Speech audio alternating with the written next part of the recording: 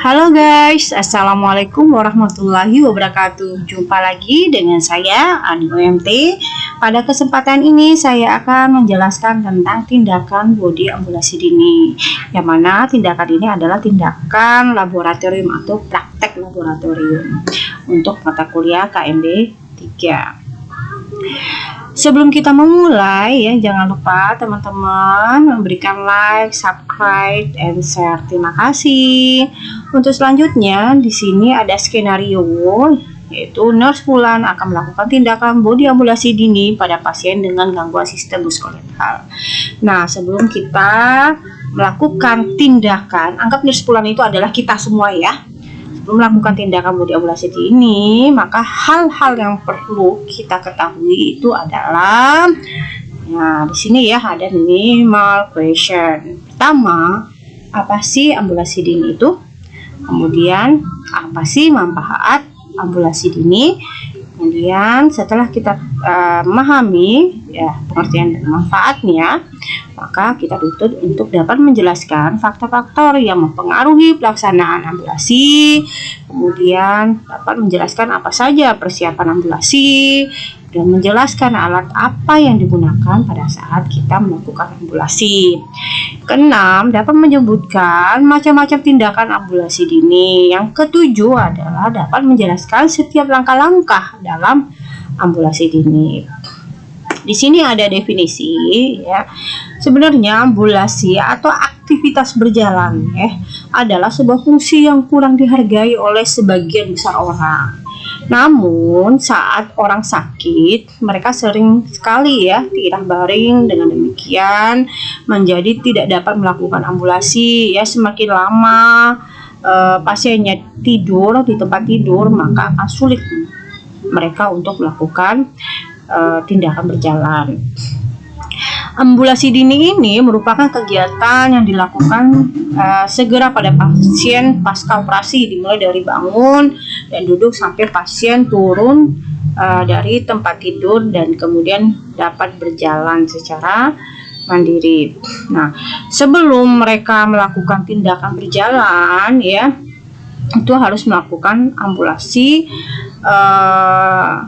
dangling ya, jadi atau duduk di tempat tidur, duduk di samping atau pinggir tempat tidur, kemudian kakinya menjutai di tepi tempat tidur ya, kemudian diayunkan.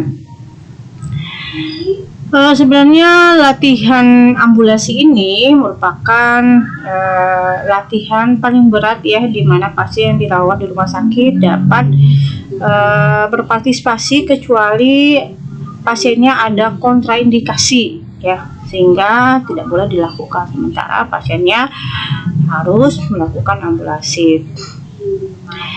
Kemudian seharusnya ambulasi ini juga menjadikan bagian dalam perencanaan pelatihan untuk semua pasien ya.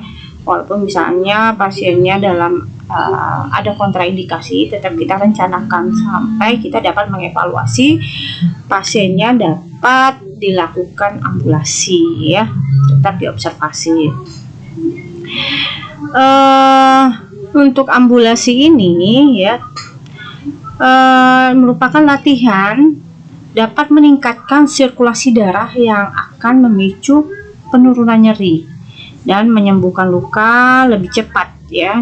Terapi latihan dan mobilisasi merupakan modalitas yang tepat untuk memulihkan fungsi tubuh, bukan saja pada bagian yang mengalami cedera, tetapi juga pada keseluruhan anggota tubuh.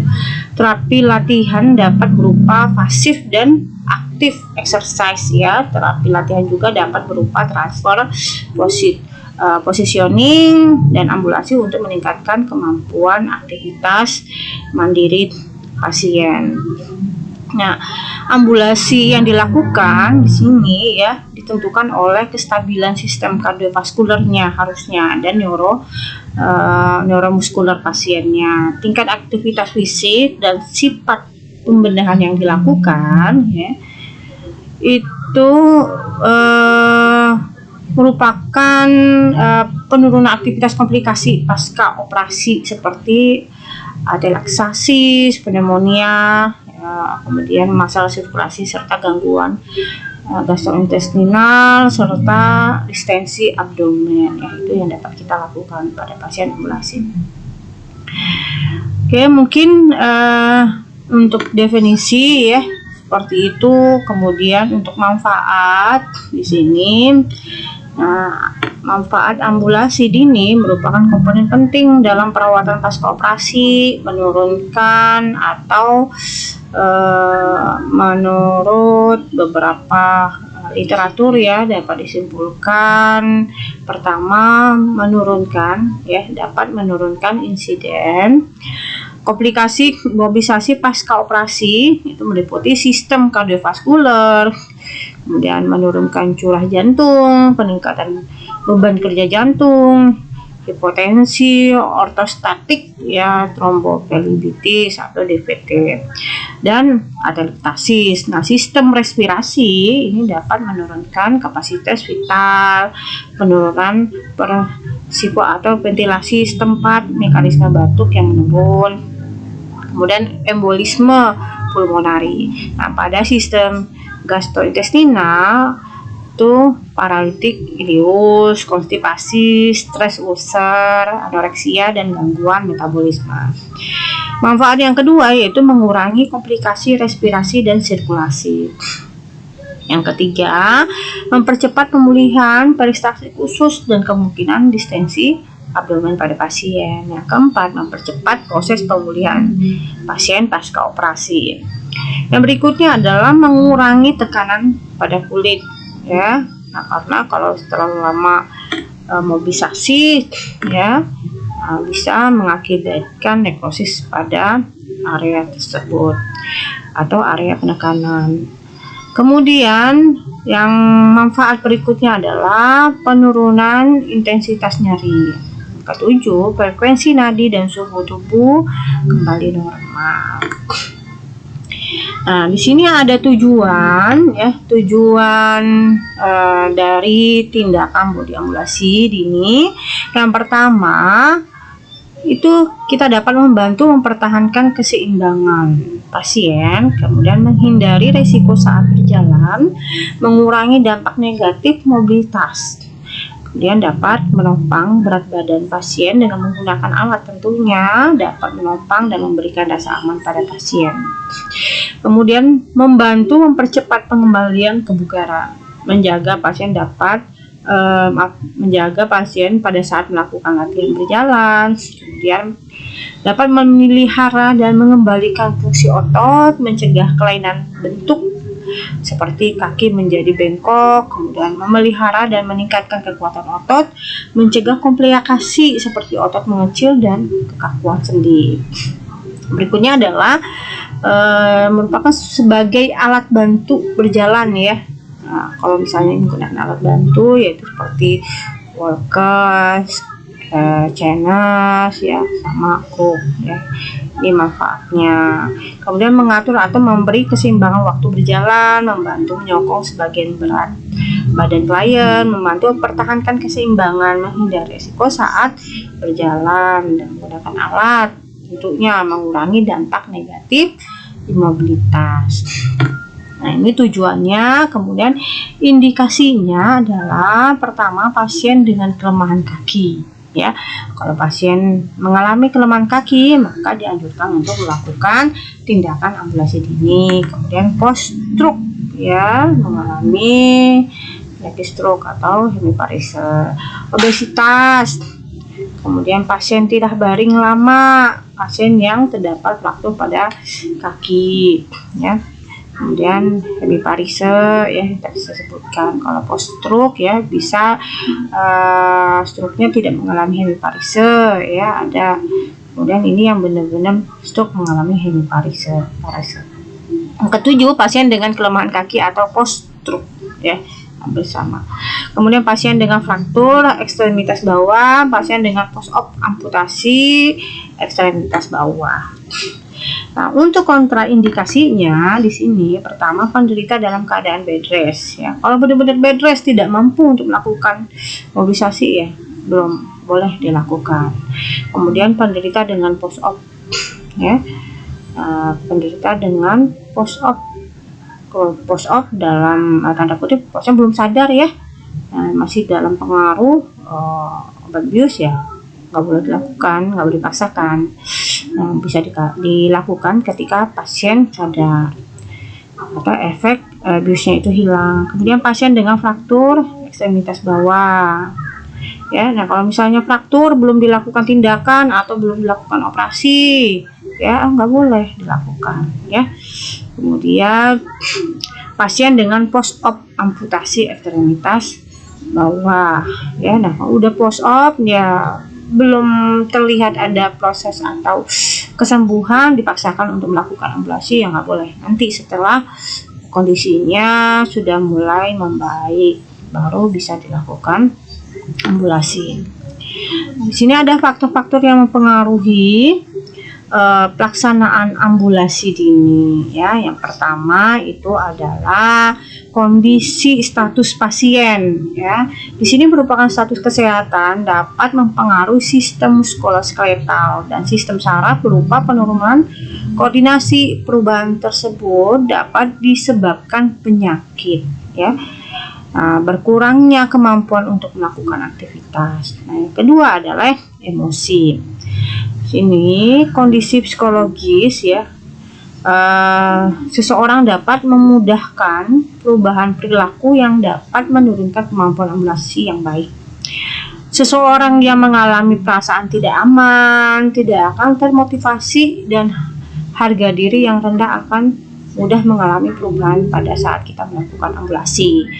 Nah, pada saat orang yang mengalami depresi juga ya, khawatir atau cemas, nah di sini sering tidak tahan melakukan aktivitas sehingga mudah lelah karena mengeluarkan energi cukup besar dalam keadaan dan kecemasannya. Jadi pasien mengalami keletihan secara fisik dan emosi. Jadi ini akan mempengaruhi tindakan ambulasi. Yang ketiga adalah gaya hidup. Untuk gaya hidup ya, ini sebenarnya status kesehatan, nilai kepercayaan, motivasi dan faktor lainnya di sini dapat mempengaruhi gaya hidup ya. Gaya hidup mempengaruhi mobilitas. Tingkat kesehatan seseorang dapat dilihat dari gaya hidupnya dalam melakukan aktivitas dan pasien mengidentifikasi ya aktivitas sebagai suatu yang mencakup kerja, permainan yang berarti, dan pola hidup yang positif seperti makan yang teratur, latihan teratur, istirahat yang cukup, dan penanganan stres ya. Yang keempat adalah dukungan sosial. Nah, di sini ya sangat penting dukungan sosial, itu keluarganya ya, bisa jadi orang terdekat dan perawat sangat mempengaruhi untuk membantu pasien ya untuk melakukan latihan ambulasi. Ambulasi dapat terlaksana tergantung dari kesiapan pasien dan keluarga untuk belajar dan berpartisipasi ya dalam latihan ambulasi. Yang terakhir adalah pengetahuan. Nah, pasien yang diajarkan mengenai gangguan muskuloskeletal akan mengalami peningkatan alternatif penanganan ya. Nah, informasi mengenai apa yang diharapkan termasuk sensasi selama dan setelah penanganan dapat memberanikan pasiennya untuk berpartisipasi secara aktif dalam pengembangan dan penerapan penanganan tindakan ambulasi. Nah, informasi yang diberikan tentang prosedur perawatan dapat mengurangi ketakutan pada pasien ya. Jadi tindakannya lebih cepat dilakukan atau hasilnya juga lebih cepat. Selanjutnya adalah persiapan ambulasi. Ya, di sini ada persiapan ambulasi. Pertama itu adalah klien dilatih dulu untuk duduk. Ya, nggak boleh langsung berjalan, bangun langsung berjalan, nggak boleh ya. Jadi harus dari tidur, duduk ya. Nah, dari duduk baru berlatih untuk turun dari tempat tidur. Yang kedua itu yang harus kita perhatikan adalah waktu ya, waktu klien turun dari tempat tidur, apakah menunjukkan gejala-gejala pusing, kemudian sulit bernafas dan lain-lainnya. Nah, tidak jarang klien tiba-tiba merasa lemes sebagai akibat potensi ortostastik. Nah, anggap aja nih seperti kita ya, kalau bangun tidur tiba-tiba kita bangun pasti kelayangan gitu ya, muter-muter perasaan mata atau pandangan itu gelap. Jadi harus bertahap ya.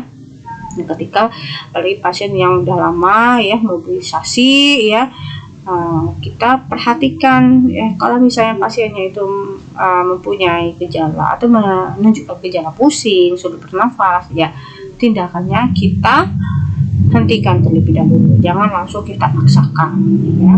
Kemudian yang ketiga adalah istirahat sebentar ya. Nah, ketika kita udah membantu pasien dari tidur, kemudian duduk ya, nah, jangan langsung ya, jadi kita istirahatkan sebentar, kemudian berdiri ya, kemudian berjalan. Nah, berjalan pun juga harus ada waktunya ya, nggak boleh diporsir ya. Jadi berikan istirahat. Jadi ketika kita perhatikan pasiennya, pasien udah merasa lelah, kita anjurkan pasiennya untuk istirahat dan kita harus mengukur denyut nadinya.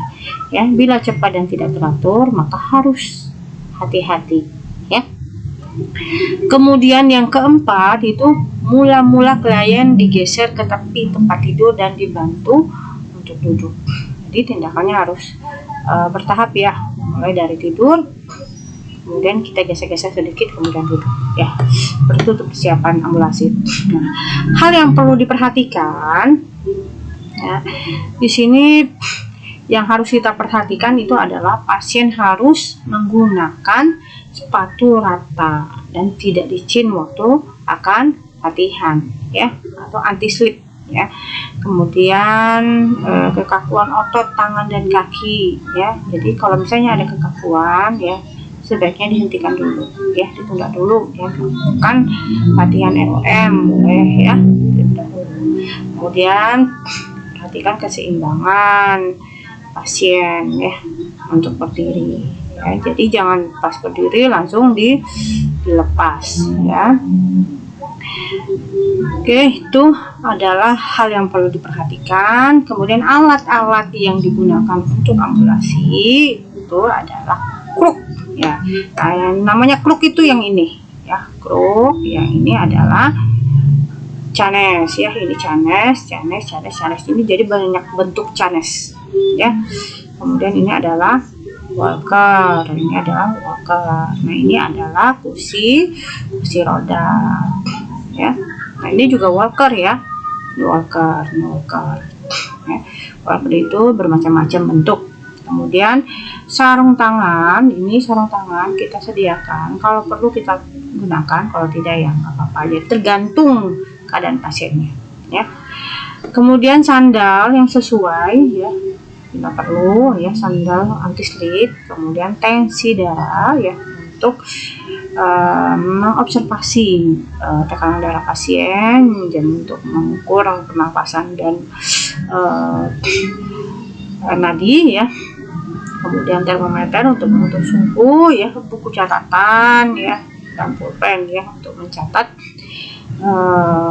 hasil evaluasi kita. Kemudian sabuk gaya berjalan pada pasien jika pasien tidak dapat berdiri dengan sendirinya. Nah, sabuk ini sebenarnya, sabuk gaya ini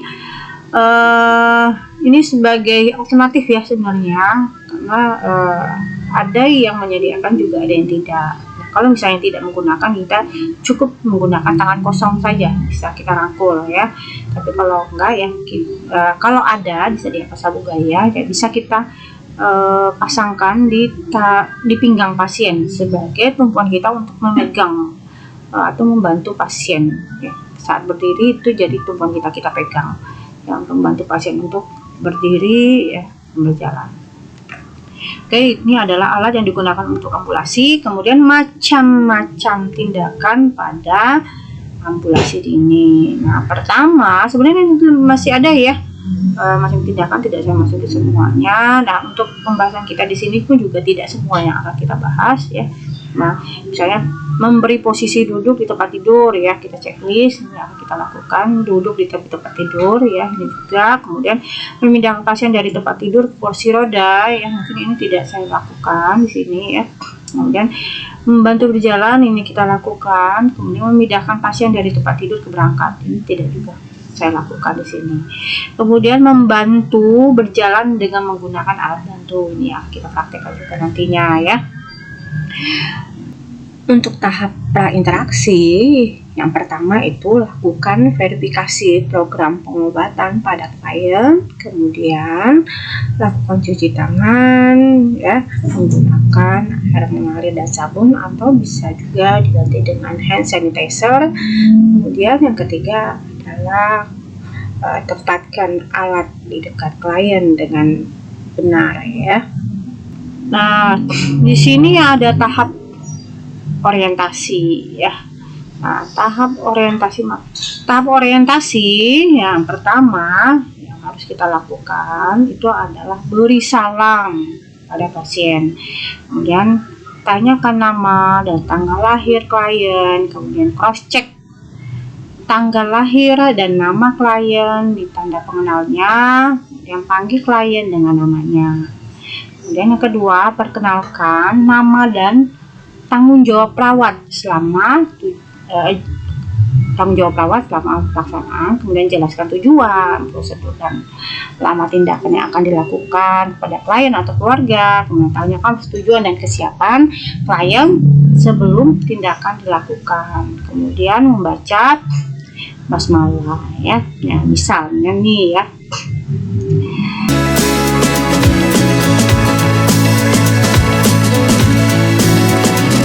Tindakan yang pertama itu adalah kita harus lakukan verifikasi program pengobatan pada klien terlebih dahulu untuk memastikan tindakan apa yang harus kita lakukan kepada klien.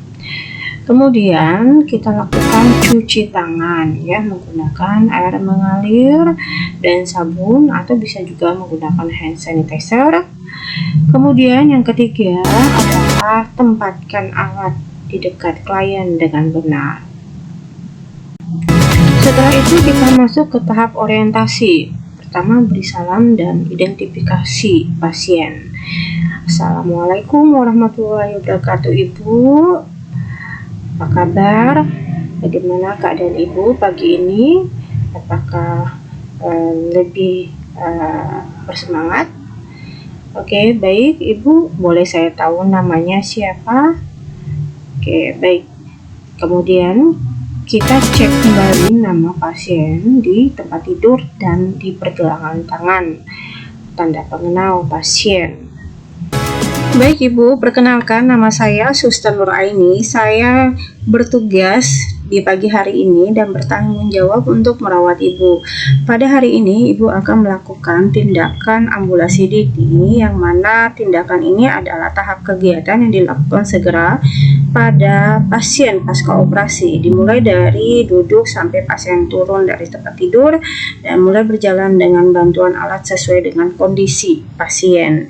Tujuan tindakan ini untuk membantu mempertahankan keseimbangan Ibu, mengurangi dampak negatif karena terlalu lama imobilisasi, kemudian menjaga Ibu pada saat melakukan latihan berjalan. Nanti kita bisa menggunakan alat, membantu mempertahankan keseimbangan, menghindari resiko saat berjalan dengan tiba-tiba ya. Jadi harus dilakukan imobilisasi, harus dilakukan ambulasi gitu maksudnya.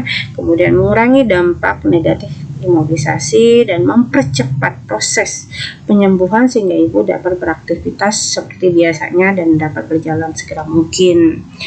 Nah, alat yang bisa kita gunakan nanti ya tergantung dengan kondisi Ibu ya. Bisa nanti kita coba menggunakan kruk, channel, walker,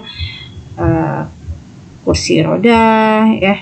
Kemudian alat kegiatan ini kita laksanakan kurang lebih selama 15 menit dan tempatnya di tempat tidur Ibu sendiri ya, di ruangan ini ya. Kita mulai latihan. Apakah Ibu bersedia? Bagaimana Ibu? Apakah Ibu bersedia untuk melakukan tindakan ambulasi dini ini? Jika Ibu bersedia, maka tindakannya akan segera kita lakukan. Basmalah, bismillahirrahmanirrahim. Latihan ini kita mulai dengan latihan nafas dalam terlebih dahulu. Nah, latihan ini kita peragakan terlebih dahulu dan kemudian diikuti oleh pasiennya. Pertama, letakkan satu tangan di abdomen dan area umbilical. Kemudian selama inhalasi, kemudian kembangkan perut atau otot diafragma dan tulang rusuk dada atau torak pada saat inspirasi.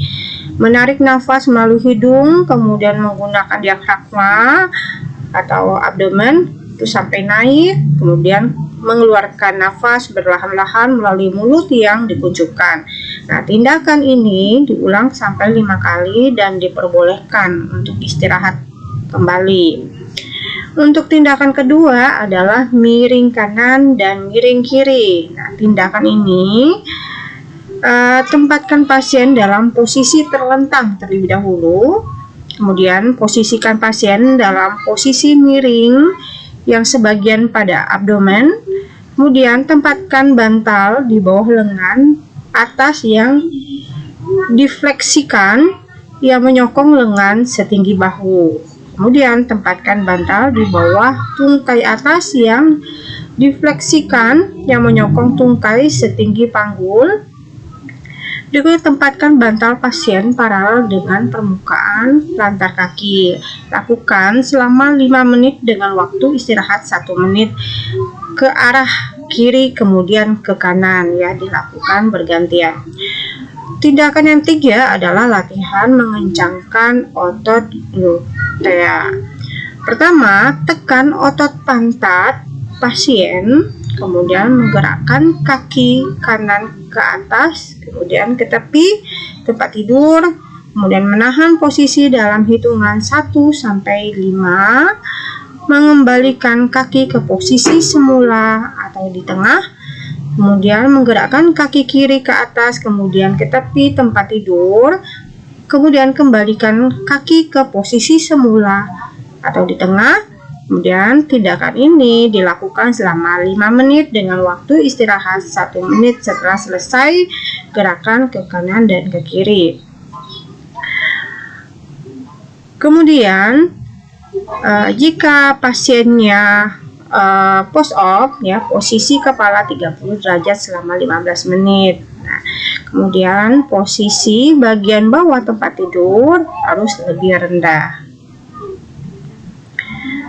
Tindakan selanjutnya adalah sitting balance, yaitu membantu pasien untuk duduk di sisi tempat tidur dengan bantuan yang diperlukan. Tapi ya, ini dilakukan apabila si pasiennya udah terbiasa duduk di tempat tidur. Nah, kalau misalnya pasiennya belum terbiasa duduk di tempat tidur, maka kita bantu terlebih dahulu untuk duduk di tempat tidur, ya. Setelah itu baru kita bantu untuk duduk di sisi tempat tidur. Pertama-tama, ya, kita bantu untuk duduk di tempat tidur terlebih dahulu, ya. Tindakannya seperti ini.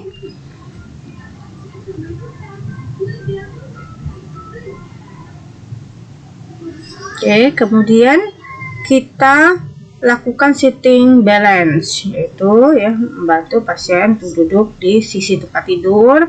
Pertama, dengan satu lengan di bawah punggung pasien dan satu lengan di bawah paha pasien, pindahkan pasien dengan posisi dangling, ya, seperti ini, ya, dengan paha, dengan, ya, kemudian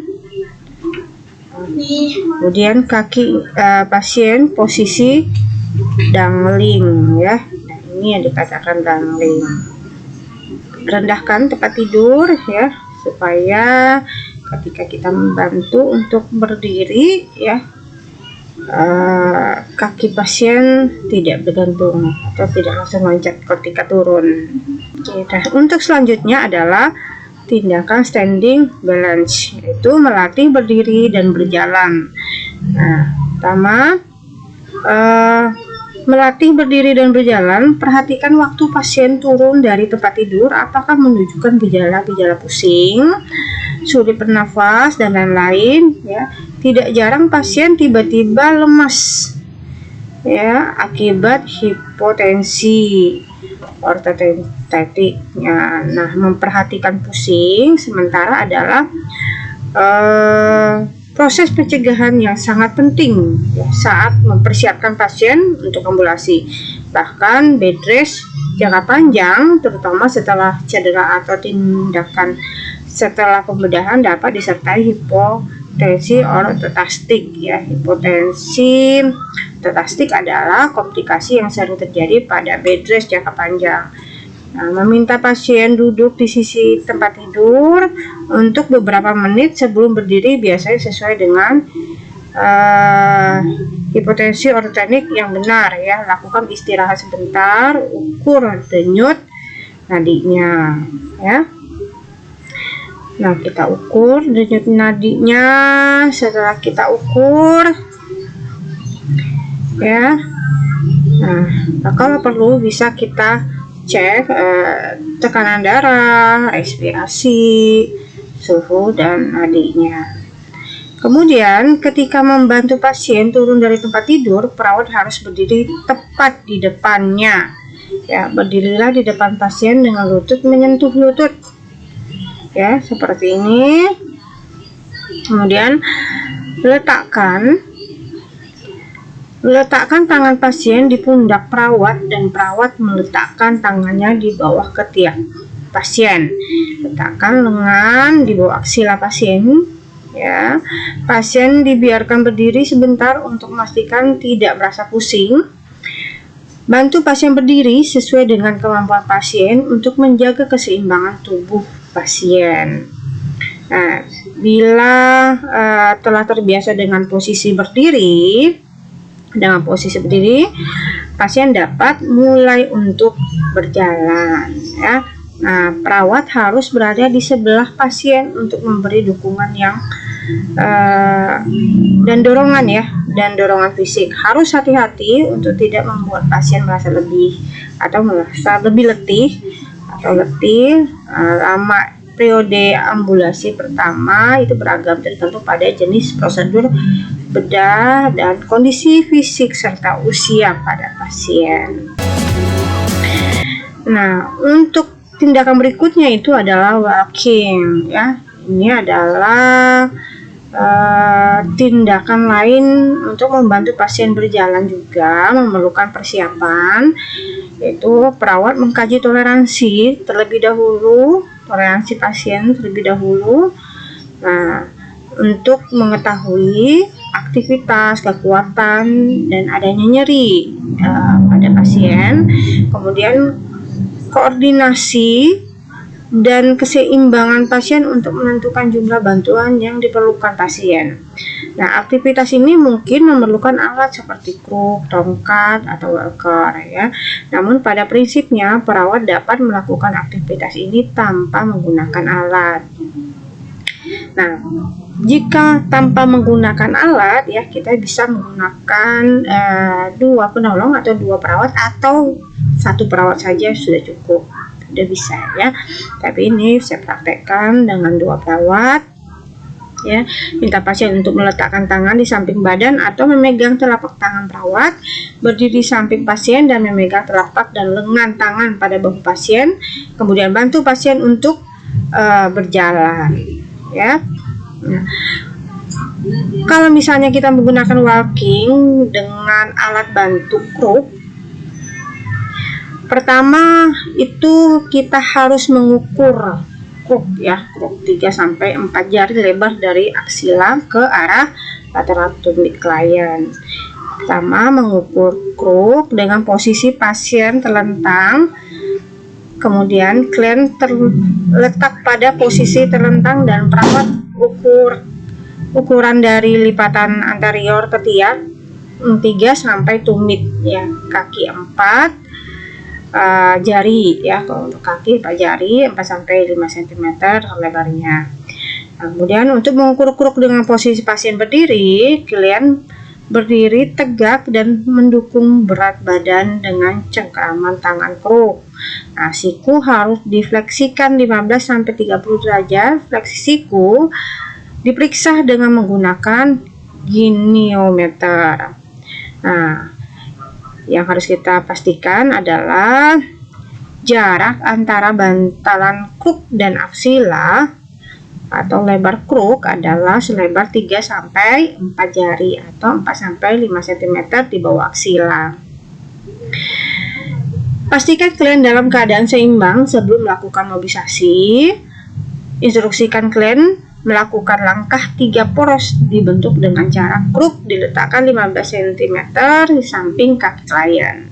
Gunakan kaki terkuat sebagian tumpuan, kemudian ayun ya secara perlahan ke depan sejauh 15 cm sejajar dengan kaki terkuat, baru diikuti dengan kaki yang lemah ya. Ini lakukan berulang secara bertahap. Observasi tanda-tanda vital setelah latihan pergerakan. Nah, observasi kembali ya di awal sebelum melakukan tindakan, diobservasi TTV-nya, kemudian setelah melakukan tindakan kita observasi kembali. Nah, ini untuk yang menggunakan walking dengan alat bantu walker ya. Nah, pertama itu ukur panjang lebar walker sesuai dengan pegangan tangan klien ya. Nah, seperti ini gambarannya. Pastikan klien dalam keadaan seimbang sebelum melakukan mobilisasi. Gunakan kaki terkuat sebagai tumpuan ayun walker ke depan sejauh 15 cm sejajar dengan kaki terkuat dan baru diikuti dengan kaki yang lemah. Nah, tindakan ini lakukan berulang secara bertahap sehingga pasiennya mampu berjalan dengan sendiri. Observasi TTV setelah latihan. Ya. Nah, yang berikutnya adalah walking dengan alat bantu CNS ya. Nah, itu pertama ukur CNS sesuai dengan kebutuhan klien ya. Ukuran seperti ini ya, tidak boleh terlalu pendek, tidak boleh terlalu tinggi supaya tetap menjaga keseimbangan pasien. Nah, kemudian ya, sini juga ada cara memegang CNS ya, jangan sampai salah memegang CNS-nya. Nah, ini yang benar ya, ini yang benar, ini yang benar, ini yang salah ya. Itu ini juga. Pastikan klien dalam keadaan seimbang sebelum melakukan mobilisasi. Ya, minta klien untuk memegang tongkat pada sisi tubuh yang kuat dan sehat. Letakkan tongkat sekitar 30 cm di depan kaki klien. Minta klien melangkahkan kaki yang kuat ke depan. Selalu siapkan diri Anda di sisi klien untuk membantu menjaga keseimbangan jika dibutuhkan. Ya, takutnya tiba-tiba pasien jatuh gitu ya, kita langsung siap siaga. Kaji setiap kemajuan yang dicapai klien dan lakukan koreksi jika perlu. Kemudian lakukan observasi TTV setelah melakukan tindakan. Kemudian tindakan selanjutnya adalah membaca hamdalah setelah melakukan tindakan. Baik Ibu, tindakan kita sudah selesai. Mari kita bersama-sama membaca hamdalah. Alhamdulillahirabbil alamin. Kemudian kembalikan pasien ke posisi semula pada tempat tidur, atau jika pasiennya berada di tempat tidur sebelumnya ya kita kembalikan tempat tidur. Jika posisi pasien di kursi ya kita kembalikan di kursi ya, atau tergantung keinginan pasiennya ya. Kemudian peralatan dibersihkan, dibereskan kembali dan dikembalikan ke tempat semula. Nah, untuk tindakan selanjutnya adalah tahap terminasi ya. Tahap terminasi ini pertama itu evaluasi hasil tindakan ya. Subjek objeknya semua kita evaluasi, kemudian beri reinforcement positif pada klien ya. Ketika klien mampu melakukan aktivitas yang sebelumnya belum bisa dilakukan, dan kontrak pertemuan selanjutnya ya. Mengakhiri pertemuan dengan baik, kemudian membuka sarung tangan jika menggunakan sarung tangan, kemudian cuci tangan, catat tindakan keperawatan atau dokumen keperawatan. Jadi ilustrasinya Ibu sih hebat ya, Ibu udah mampu melakukan tindakan berjalan ya, sebelumnya tidak mampu dilakukan ya. Semoga kedepannya bisa melakukan berjalan atau bisa berjalan seperti semula ya. Tetap semangat untuk melakukan latihan.